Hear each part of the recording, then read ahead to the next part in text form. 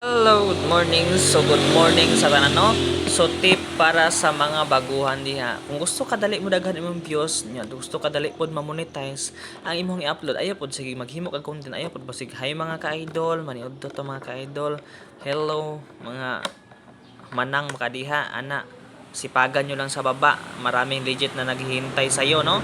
So kanang inana man god pag maminaw ka mga inana imo sang buhat-buhaton pod mga awat ra ka wala kay personality nga content nimo, wala kay imuhang own content. So mao na siya nga dapat man god diri sa Facebook, dapat kining mapansin ka ni Meta, no? So dapat mag-create jud kag imong kagalingong content, no? Dili ka mag-awat-awat atong kuan, di ka mag-out-out ato mga content creator nga nang-upload na nila kasi Meta ga monitor na siya kada adlaw, no?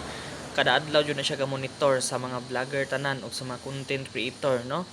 Ang kalahian mo gud ani yung vlogger kay kaning vlogger sikat na ni sila, gasweldo na gid sila monthly. And kaning content creator mga kuan pa ni siya, no?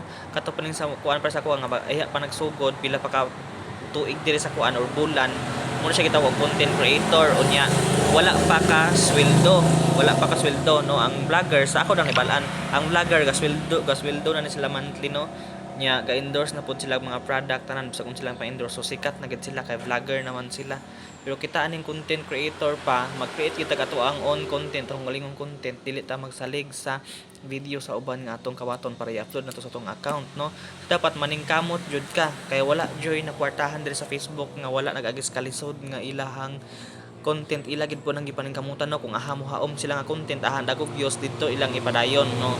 So mao na diha na kamong tanan nagsugod mo diha, sagda ilang sa ninyo nga gagmay mo views, tag 5 ra ang views, 10, 20. Kaya ako sa una gani na nalagyan pud akong views, no? Pero salamat ko karon nga gaabot na ko 200 ka pin, no? Lipay na kay kuan ang maabot ko kuano, maabot ko 1k ang views. So pwede na akong lipayan na, pero maihap ra akong video nga nakaabot og 1k ang views, no? Kasagara gyud tungod siguro sa akong content pod nga wala ganahay si Meta sa akong content kasi sige ako istorya man dire. Pero mangit na akong pamaagi ani nga maka-content ko bisag na ako diri sa sulod sa tindahan, no? Kay basig mao ra gihulat ni Meta kay hapit na ra bang August, pila na lang ka bulan nga dito daw taman ang ma-invite sa August na mga taman ma-invite sa content monetization. So hopefully nga ma-invite na pud unta taana, no?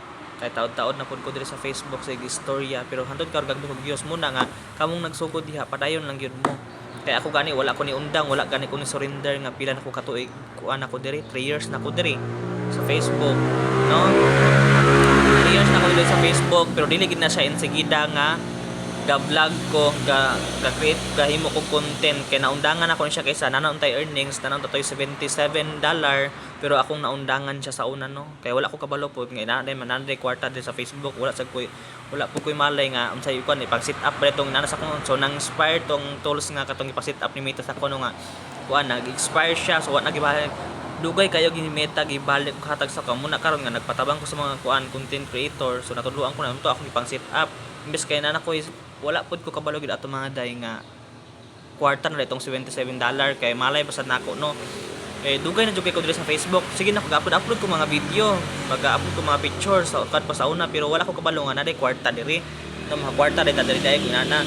So sayang kayo akong $77 na expire siya, no? Wala na ko siya nakuha na expire kay naabot ang panahon nga wala ni Meta ang iyang tools nga gihatag sa akong katong ipa-set up na lagi sa payment method mo to siya na expire unya akong kaano di na gid siya mabalik, no? Di na siya mabalik. So sayang kaayo mo nang kamo diha, mangutan lang gyud kung sa maabot sa notification, mangutan lang gyud sa kato mga kuan na naguna pa sa inyo, ha.